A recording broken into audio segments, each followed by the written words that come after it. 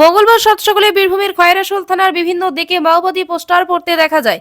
সেখানে লেখা ছিল, ভিডিও রক্ত চাই, বাংলাকে বাঁচাতে চাই, নকশাল জিন্দাবাদ। চারিদিকে এই পোস্টার ঘিরে এলাকায় ব্যাপক চাঞ্চল্য ছড়িয়েছে। সকালে স্থানীয় বাসিন্দারা দেখেন বিভিন্ন দেওয়ালে আলতা দিয়ে লেখা রয়েছে পোস্টার। খয়রাশোল থেকে পানশিউরি যাওয়ার রাস্তার ধারে এই পোস্টার দেখা গিয়েছে। সিপিআইএমএল নাম দিয়ে মাওবাদীর পক্ষে পোস্টার সাটানো হয়েছে। এই ঘটনায় ব্যাপক চাঞ্চল্য ছড়িয়েছে এলাকায়। তবে কে বা কারা এই পোস্টার দিল তা এখনো জানা যায়নি। পুলিশের দাবি, বিষয়টি নজরে রাখা হচ্ছে।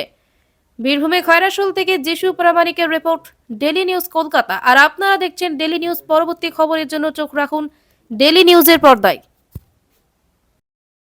দেখুন, কে বা কারা করেছে আমার জানা নেই, কিন্তু মানুষের মধ্যে ভয়ভীতি তৈরি করা, এই ধরনের যারা কাজ করে মানুষ তাদেরকে কখনোই মেনেও নেয় না। আর আমরা এই বিষয় নিয়ে কোনো ভয়ও পাই না। কিন্তু প্রশাসনের উচিত এটাকে হালকাভাবে না নিয়ে কারা কিভাবে এটা করেছে এবং কোনো উদ্দেশ্য প্রণোদিতভাবেই এই ধরনের পোস্টার দিয়েছে বলে আমরা মনে করছি। এবং প্রশাসনের উচিত এই ধরনের ব্যক্তি যারা সমাজে আছে তাদের বের করে কঠোর থেকে কঠোর শাস্তি দেওয়া উচিত।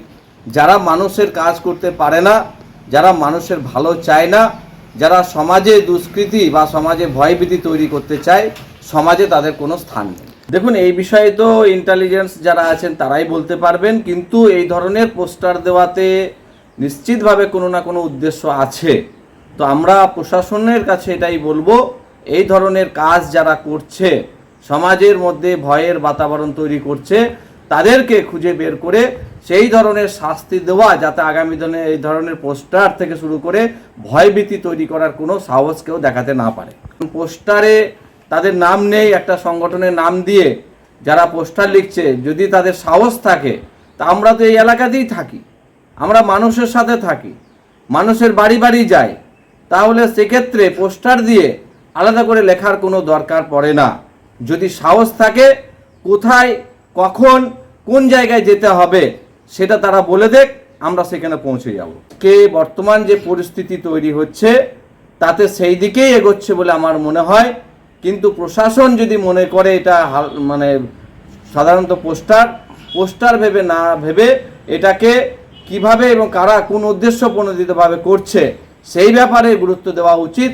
এবং আমার মনে হয় বিডিও সাহেবের নামেও যেহেতু দিয়েছে, প্রশাসনকে যখন তারা কাঠগড়ায় তুলছে, নিশ্চিতভাবে কোনো উদ্দেশ্য আছে।